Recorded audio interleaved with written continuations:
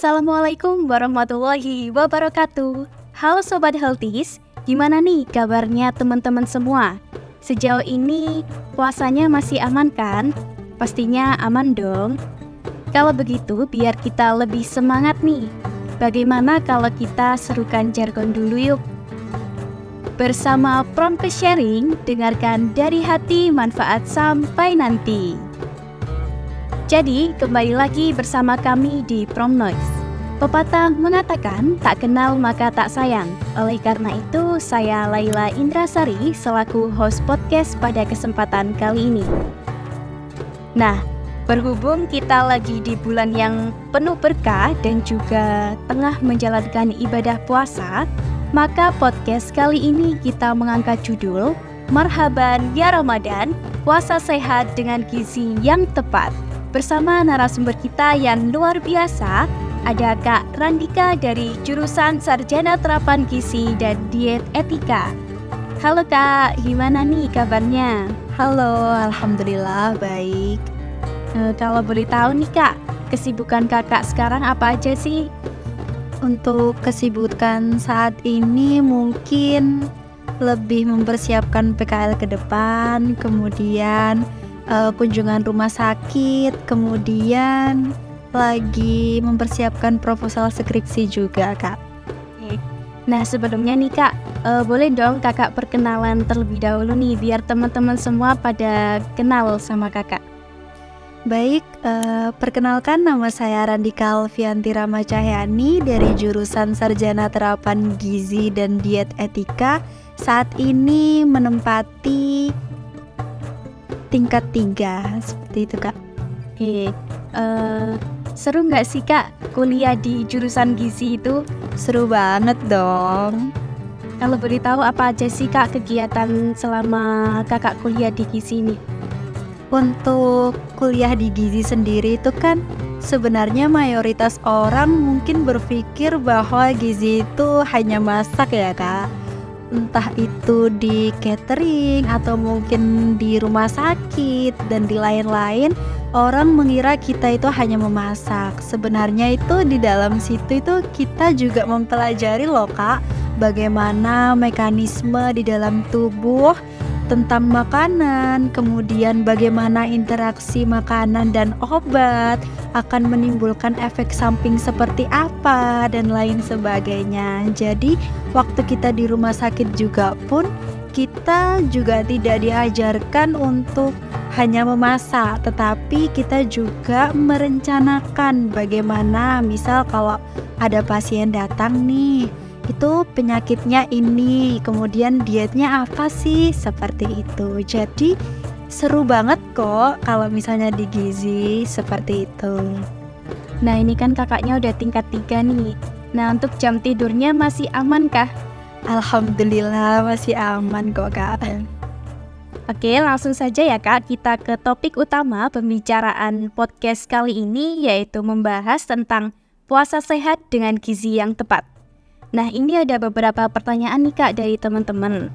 Langsung saya bacakan aja ya Kak.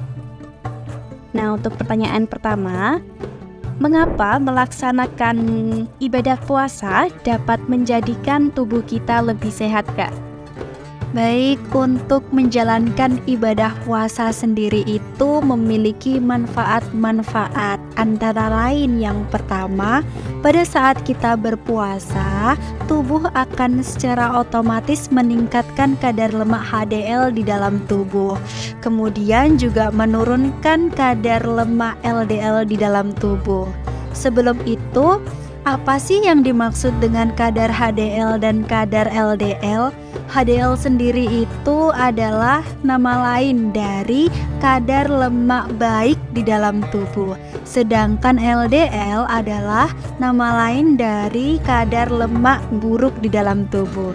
Sehingga pada saat kita berpuasa, tubuh akan secara otomatis meningkatkan kadar lemak baik di dalam tubuh atau HDL dan menurunkan kadar lemak buruk atau LDL di dalam tubuh, sehingga dapat membantu proses metabolisme jantung dan plasma darah lebih baik di dalam tubuh. Kemudian yang kedua adalah pada saat kita berpuasa, tubuh akan memecah atau menggunakan lemak sebagai sumber energi untuk menghancurkan racun di dalam tubuh.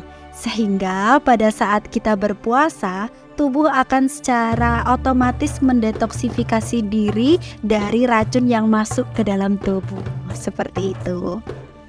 Jadi banyak sekali ya Kak manfaat puasa bagi tubuh kita. Oke, selanjutnya apakah ada dampak baik atau buruk dari puasa itu sendiri bagi keseimbangan gizi pada tubuh kita Kak? Untuk dampak baiknya udah saya jelaskan di atas tadi ya Kak. Ya Kak. Untuk dampak buruknya mungkin pada saat sahur masih aman, tapi waktu berbuka nih Kak, kita pasti punya pilihan makanan yang lebih banyak daripada saat kita sahur. Mungkin ada takjil atau mungkin ada makanan-makanan yang manis seperti itu kan Kak. Jadi waktu kita berbuka, hendaknya kita mengkonsumsi makanan dengan karbohidrat sederhana secukupnya. Nah, kalau kita mengkonsumsi manis-manisan secara berlebihan, maka akan tersimpan di dalam lemak.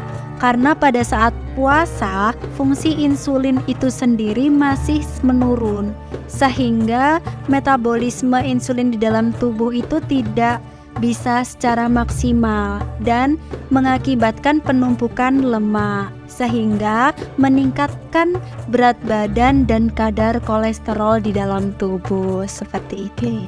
Nah, kalau boleh tahu nih Kak, karbohidrat sederhana itu tadi seperti apa sih?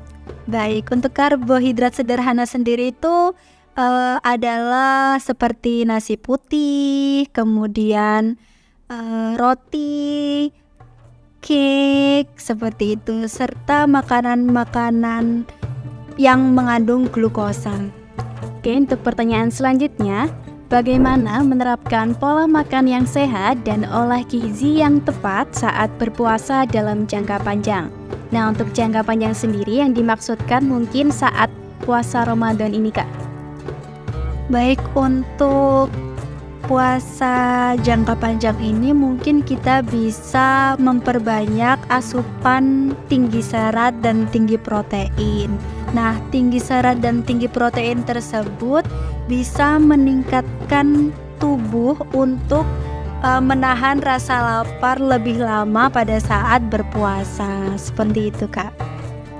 Oke, lanjut ya Kak. Bagaimana cara menjaga keseimbangan elektrolit agar tubuh tetap terhidrasi selama berpuasa? Untuk menjaga keseimbangan elektrolit sendiri itu kan kita butuh asupan cairan ya Kak. Asupan cairan dalam sehari itu kita minimal harus mengkonsumsi air sebanyak 2 liter per hari atau 8 gelas per hari. Nah, biasanya kalau misalnya di bulan-bulan biasa itu kita bisa minum secara bebas ya Kak. Sedangkan di bulan puasa ini kita memiliki keterbatasan waktu, yaitu hanya pada saat waktu sahur dan berbuka.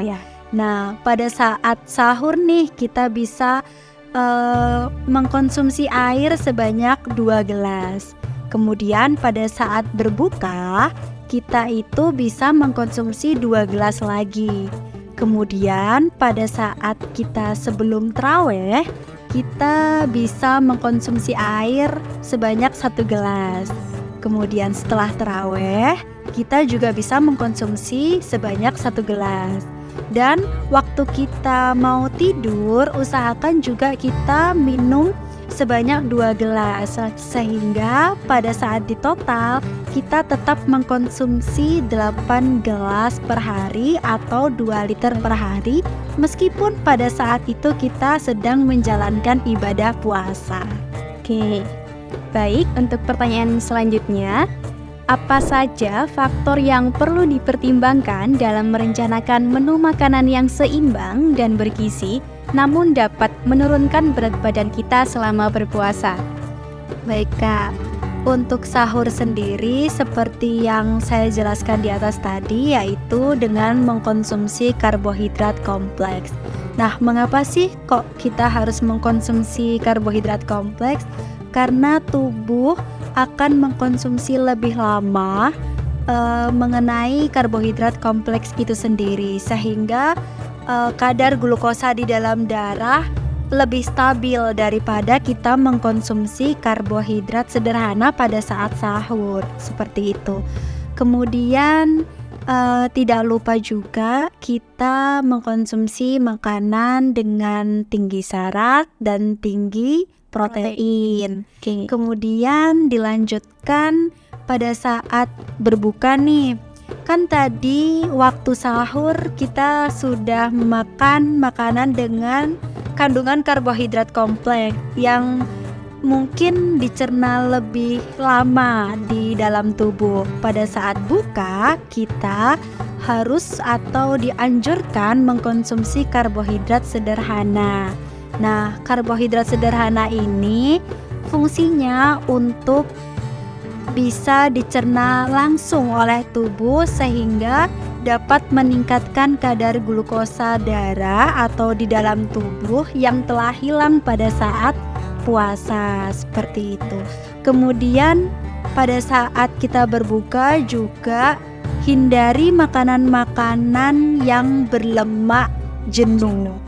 Jadi seperti kayak gorengan, kemudian makanan yang ada mayonaise dan lain sebagainya untuk menghilangkan kadar-kadar kolesterol yang menumpuk di dalam tubuh, seperti itu Kak.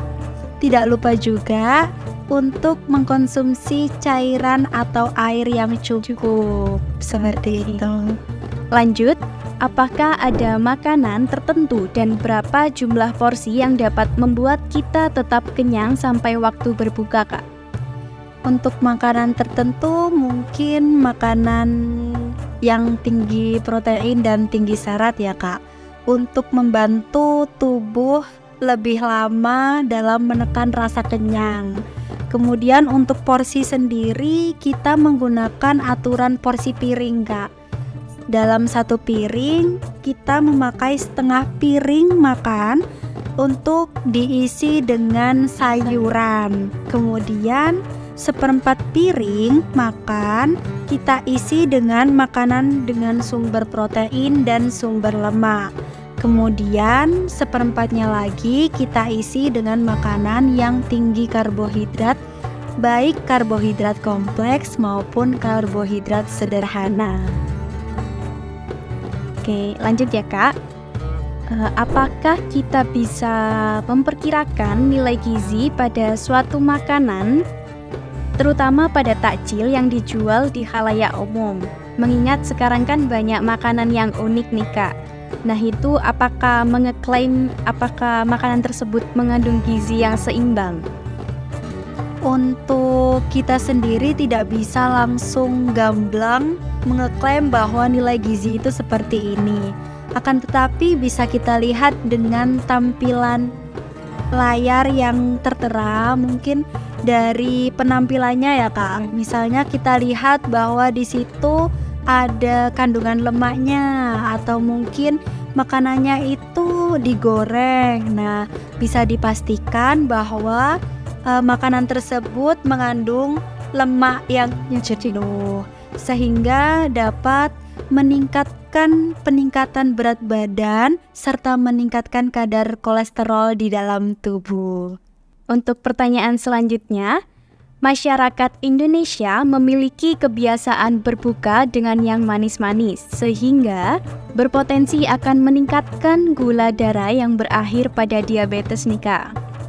Nah, untuk penderita diabetes sendiri, apakah ada resiko buruk apabila tidak memperhatikan gizi saat puasa, Kak? Untuk pasien diabetes mellitus pada saat puasa Ramadan memiliki resiko yang tidak diinginkan seperti dehidrasi, hipoglikemi, hiperglikemi, dan trombosis. Nah, untuk mencegah hal-hal tersebut, kita harus melakukan pengaturan nutrisi dan cairan di dalam tubuh, seperti mengkonsumsi karbohidrat dengan rendah IG atau indeks glikemik untuk melepaskan energi secara perlahan. Kemudian yang kedua adalah mengkonsumsi makanan dan minuman tinggi protein dan tinggi serat. Kemudian yang ketiga adalah mempertahankan tingkat hidrasi dengan minum cukup air. Jadi sebanyak 2 liter per hari. Kemudian yang keempat, pada saat makan sahur nih ada ketentuan tertentu bagi penyakit diabetes mellitus, yaitu biasanya kan orang kalau misalnya makan sahur terserah ya mau di awal atau mungkin mendekati waktu ditutupnya sahur. Ya, kalau misalnya penyakit diabetes ini dianjurkan untuk memilih di akhir untuk makan sahurnya, sehingga dapat memiliki energi yang cukup pada saat berpuasa. Kemudian selanjutnya makanan pada saat berbuka. Nah, ini juga ada bedanya dengan masyarakat biasa. Kalau misalnya tadi masyarakat biasa dianjurkan untuk memakan makanan dengan karbohidrat yang sederhana atau mungkin mengandung glukosa. Nah, pada penderita diabetes ini tidak dianjurkan untuk makanan yang memiliki kandungan tinggi glukosa agar tetap menjaga nilai kadar glukosa darah di dalam tubuh tetap normal, seperti itu. Untuk selanjutnya yang terakhir yaitu pasien diabetes mellitus dianjurkan untuk menghindari makanan yang berkafein dan bersifat diuretik seperti minuman teh dan kopi. Berarti disarankan untuk lebih memilih minuman air putih aja ya Kak untuk penderita diabetes nih. Oke, selanjutnya apa ada tips-tips yang ampuh agar puasa tetap sehat dan tidak loyo Kak? Untuk tipsnya sendiri, mungkin kalau misalnya kita mengkonsumsi dari sahur sampai buka tetap sama ya Kak, seperti di atas tadi, yaitu karbohidrat kompleks pada saat sahur, kemudian tinggi protein, tinggi serat. Pada saat berbuka juga mengkonsumsi karbohidrat sederhana dan mengurangi makanan berminyak, seperti itu. Tetapi ada tambahan nih, kalau misalnya di dalam berpuasa ini sebenarnya tubuh itu menyimpan banyak cadangan energi pada saat pagi hari. Sehingga pada saat pagi hari ini dianjurkan bagi kita untuk melakukan aktivitas-aktivitas ringan seperti mungkin berjalan kaki atau mungkin membersihkan rumah, menyirami tanaman, dan lain sebagainya, sehingga mengurangi diri sendiri untuk tidur di pagi hari. Karena kalau misalnya kita tidur nih, energi yang udah tersimpan atau mungkin energi yang udah diserap bagi tubuh saat kita sahur tadi itu dicernanya itu tidak maksimal. Jadi membuat pada saat kita bangun membuat energinya terkuras lebih banyak, seperti itu. Jadi badan kita lemes ya Kak? Lemes, iya. Jadi kan orang-orang berpikirnya, oh aku tidur dulu nanti aku mau kuliah, atau mungkin aku tidur dulu nanti aku mau kerja. Nah, padahal efektifnya itu energinya harus dipakai pada saat itu, sehingga waktu kerja metabolismenya lebih lancar, seperti itu. Berarti harus tetap produktif nih Kak ya, walaupun kita lagi menjalankan ibadah puasa. Oke. Mungkin cukup sekian Kak pertanyaan dari teman-teman. Nah, tak terasa nih Kak, kita sudah di penghujung acara. Untuk sharing episode kali ini mungkin sangat memotivasi semua teman-teman. Nah, bagi Sobat Healthies yang ingin puasanya lancar dan tidak loyo, bisa nih ngikutin tips-tips dari Kak Randika sendiri ya Kak.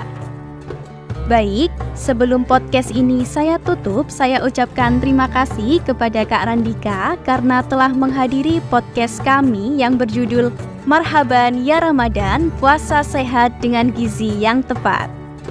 Baik, cukup sekian saya selaku host podcast pada kesempatan kali ini. Bila ada salah kata, saya mohon yang sebesar-besarnya. Wassalamualaikum warahmatullahi wabarakatuh. Bye-bye, see you.